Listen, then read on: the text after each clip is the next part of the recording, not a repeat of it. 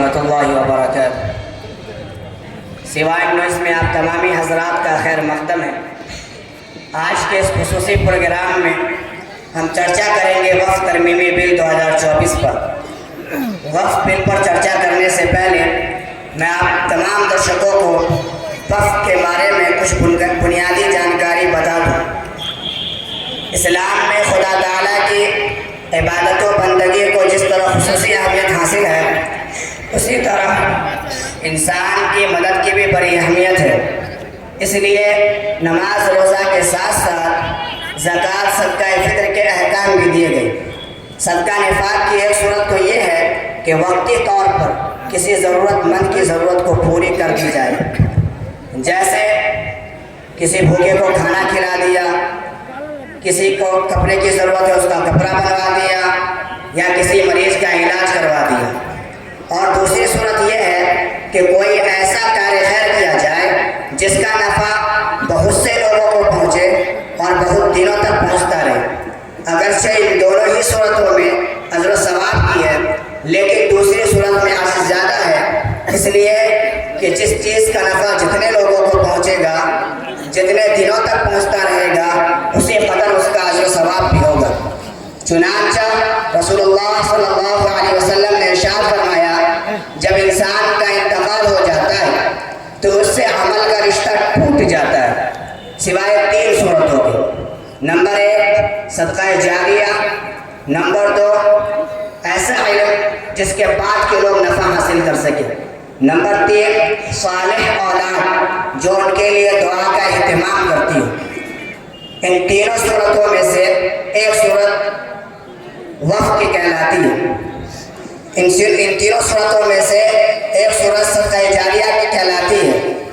صدقہ جاریہ سے مراد یہ ہے کہ ایسا کام انسان کر کر مر جائے جس کا نفع اس کے مرنے کے بعد بھی جاری رہے، جیسے کنواں کھدوا دیے، بورویل کروا دیے، مسجد یا تعلیمی ادارے کی تعمیر میں حصہ لیے، مسافر اور یتیموں کے لیے کوئی کار خیر کر دے۔ اسی طرح جو بھی خیر کے کام ہیں وہ سب صدقہ جاریہ میں شامل ہے۔ اسی طرح صدقہ جاریہ کی ایک صورت وقف کہلاتی ہے۔ میں آپ کو بتا دوں کہ وقف کے اصل معنی روکنے کے ہیں۔ وقف میں کسی بھی چیز کی ملکیت کو روک کر اس کے نفع کو غرباء و مساکین اور وقف کرنے والے کے منشا کے مطابق خرچ کیا جاتا ہے۔ وقف میں ایک نگراں ہوتا ہے جو وقف کرنے والا خود متعین کرتا ہے، یا قاضی متعین کرتے ہیں، جس کو متولی کہا جاتا ہے۔ متولی کی حیثیت صرف ایک نگراں کی ہوتی ہے، وہ وقف کا ذمہ دار اور وقف کا مالک نہیں ہوتا۔ اس کا کام صرف وقف کو اپنی نگرانی میں رکھ کر اس کے نفع کو غرباء و مساکین اور دیگر مستحقین پر خرچ کرنا ہوتا ہے۔ برادر ملت، اسی طرح ہندوستان میں مسلمان 1000 سال تک اقتدار میں رہے۔ اس دوران ہمارے آباء و اجداد نے بے شمار زمین اور جائیداد وقف کی، جن کی حفاظت کے لیے سب سے پہلی بار 1954 میں وقف قانون بنا۔ یہ قانون ناکافی تھا، پھر اس کے بعد اس کی جگہ ایک نیا قانون بنا۔ 1984 میں ایک نیا قانون بنا، یہ بھی قانون وقف کے تمام مطالبات پورا کرنے میں قاصر تھا۔ پھر اس کی جگہ ایک نیا قانون 2013 میں بنا۔ حضرت مولانا ولی الرحمن صاحب رحمۃ اللہ علیہ کی قیادت سے اور کوشش کی وجہ سے، مسلم پرسنل لا بورڈ کی کوشش کی وجہ سے 2013 میں ایک اور قانون بنا، جس سے وقف ایکٹ مضبوط ہوا اور وقف کی جائیداد کو تحفظ نصیب ہوا، اور وقف کی جائیداد کو تحفظ نصیب ہوا۔ اب موجودہ حکومت وقف ایکٹ میں تبدیلی کرنا چاہ رہی ہے۔ حکومت کیا تبدیلی کرنا چاہ رہی ہے، ان کے عزائم کیا ہے، ان تبدیلی کے کیا کیا نقصانات ہو سکتے ہیں، اسی پر چرچا کرنے کے لیے آج ہمارے ساتھ بطور مہمان خصوصی جمعیت علماء ہند کے صدر جناب مولوی عنایت اللہ صاحب تشریف فرما ہیں، اور اسی کے ساتھ ساتھ مسلم پرسنل لا بورڈ کے نائب صدر حافظ فرحان اختر صاحب ہمارے ساتھ موجود ہیں۔ اسی طرح امارت شریعہ کے ناظم اعلیٰ حافظ ریان صاحب موجود ہیں۔ تو وہی یووا نیتا پھر کی کی حمایت کرنے کے لیے موجود ہے عزت جمال صاحب، ارشد اختر صاحب، عمار محمود صاحب. اب تمام مہمان خصوصی کا بہت بہت شکریہ ادا کرتا ہوں اور تمام ناظرین کا. چلیے پروگرام کو آگے بڑھاتے ہیں اور سب سے پہلے میں آپ سے شروعات کرنا چاہتا ہوں عزت جمال صاحب. وقف ترمیمی بل 2024 جو حکومت نے پیش کیا ہے، اس بارے میں آپ کی کیا رائے ہے؟ جی میری رائے میں تو حکومت بالکل صحیح کر رہی ہے. میں حکومت کے اس اقدام کا خیر مقدم کرتا ہوں. اس بل کے آنے سے وقف بورڈ کو بہت فائدہ ہوگا، مسلمانوں کو بہت فائدہ ہوگا، کیونکہ آپ کو معلوم ہے کہ وقف بورڈ کی طرح وقف کی جائیداد کا کس طرح غلط استعمال ہو رہا ہے. متولی حضرات اس سے اپنی جیب تو بھر رہے ہیں، لیکن غرباء و مساکین کو کچھ نہیں مل رہا. بہت سی جائیداد انہوں نے بیچ دی، بہت پر ناجائز قبضہ جمائے بیٹھے ہیں اور کئی ساری جائیداد کو کرایہ پر لگا کر خوب کما رہے ہیں.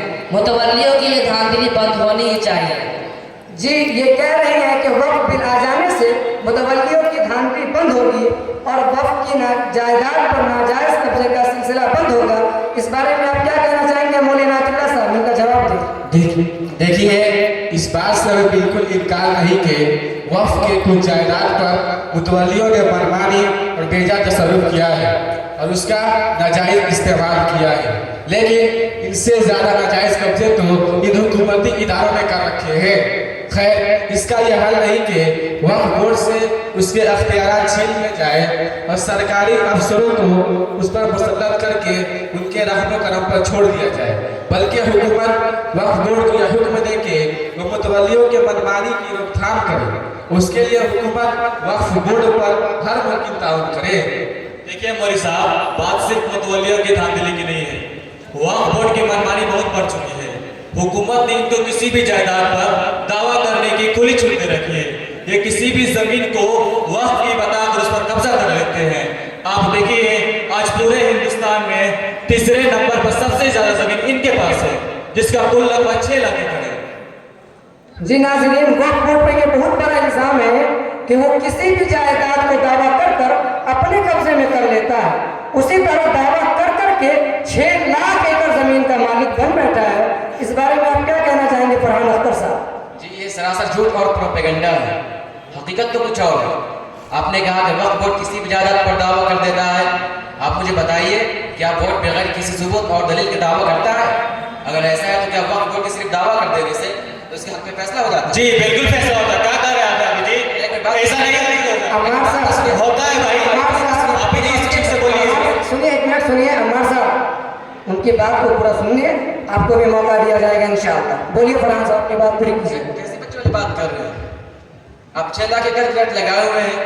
ہمارے پاس تو مجموعی 6 لاکھ ایکڑ زمین ہے، جبکہ صرف آندھرا اور تمل ناڈو میں ہندو اینڈومنٹ کے پاس 9,40,000 ایکڑ زمین ہے. تو اس کے سامنے 6 لاکھ ایکڑ کچھ بھی نہیں ہے. یہ بس ایک کھوا بنا رکھا ہے کہ وقف بورڈ میں تیسرے نمبر پر سب سے زیادہ زمین ہے. ایک منٹ فرحان صاحب، آپ کہہ رہے تھے کہ وقف بورڈ کے صرف دعویٰ کر دینے سے اس کے حق میں فیصلہ ہو جاتا ہے. میں کہتا ہوں جی بالکل ہوتا ہے. یہ لوگ دعویٰ کرتے ہیں اور وقف ٹرائبونل میں مقدمہ آ جاتا ہے. وقف ٹرائبونل ایک طرفہ فیصلہ کر کے زمین ان کے حوالے کر دیتے ہیں. دیکھیے عمار بھائی، آپ کو یہ سمجھنا ہوگا کہ وقف ٹرائبونل کیا ہے.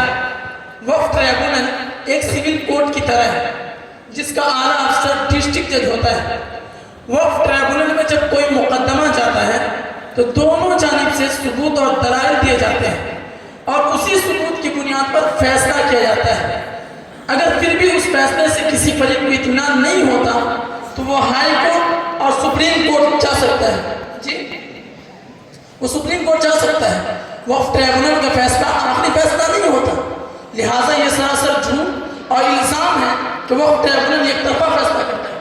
جی بہت بہت شکریہ ریان صاحب. چلیے مان لیتے ہیں کہ یہ سارے کے سارے بے بنیاد الزامات ہیں، لیکن میں اپنے درشکوں کے لیے پوچھنا چاہوں گا کہ آخر اس بل کے کیا نقصانات ہیں جس کی وجہ سے آپ حضرات ملک کی سطح پر اس کی مخالفت کر رہے ہیں؟ مولانا عنایت اللہ صاحب اس کا جواب دیں. دیکھیے ہمیں لگتا ہے کہ ان لوگوں نے وقف ایک کا مطالعہ نہیں کیا ہے. جی بہرحال میں کچھ باتیں بتاتا چلوں کہ اصل بات یہ ہے کہ وقف ایک 1995 میں یہ بات درج کی گئی تھی کہ अगर लंबे अरसे से कोई ज़मीन या जायदाद मस्जिद या कब्रिस्तान वगैरह में इस्तेमाल हो रही है तो उसकी उस हैसियत को तस्लीम करते हुए उसे वक्फ की ज़मीन माना जाएगा।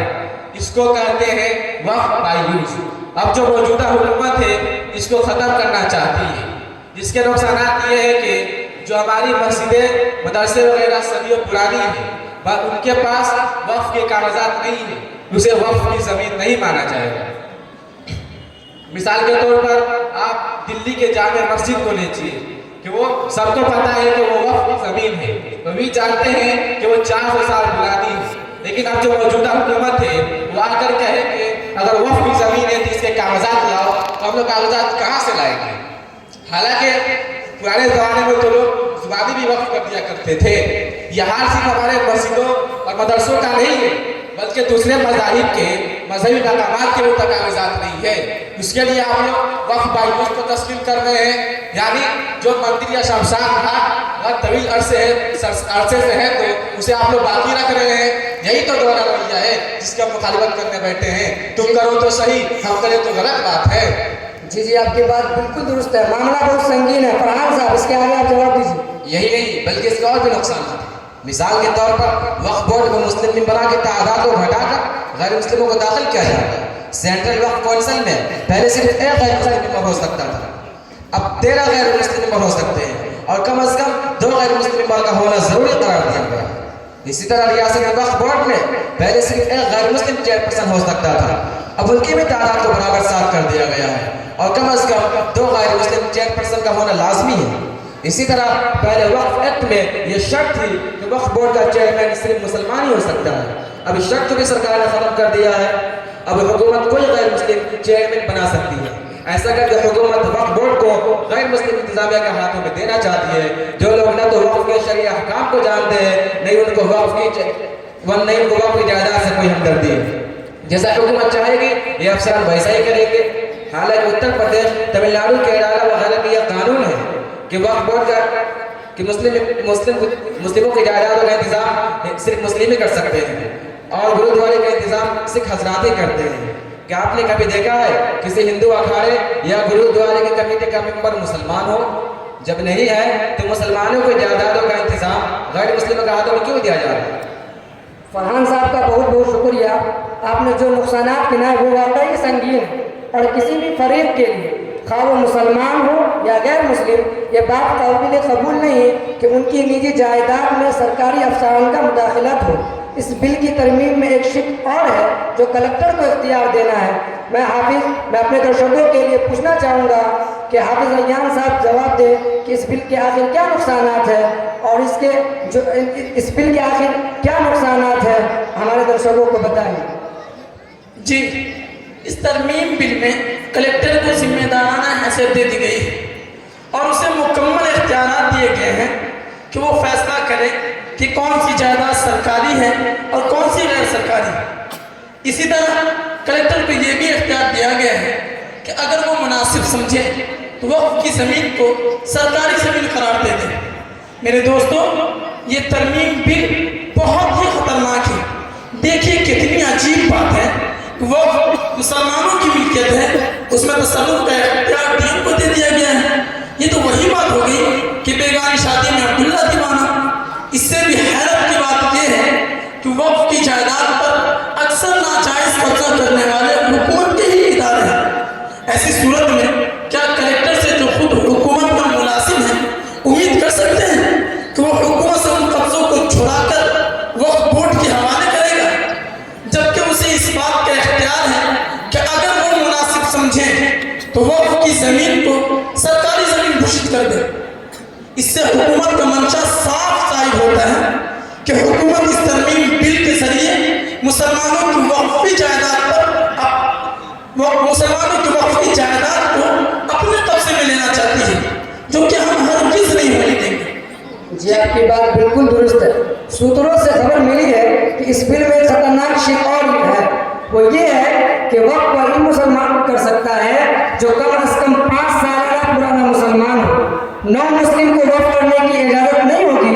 अगर वो वक्फ करना चाहे तो उसे 5 साल इंतज़ार करना होगा, जबकि शरीयत में ऐसा कोई भी कानून नहीं है। जैसे वक्त 50 सालाना पुराना मुसलमान कर सकता है, उसी तरह वो शख्स भी वक्त कर सकता है जो अभी अभी इस्लाम कबूल किया है।